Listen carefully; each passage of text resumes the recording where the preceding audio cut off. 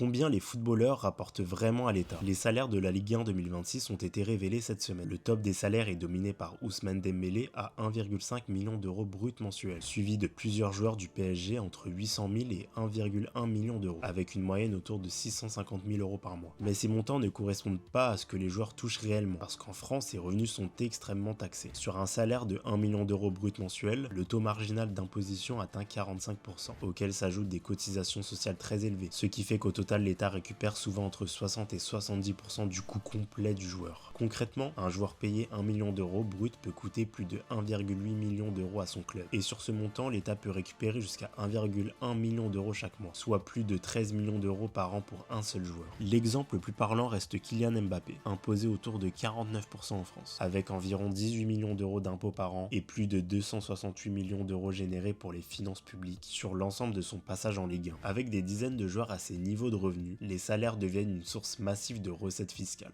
Et plus ils augmentent, plus l'État encaisse automatiquement. Tu souhaites voir d'autres vidéos sur l'économie et la finance? Abonne-toi au Revenu.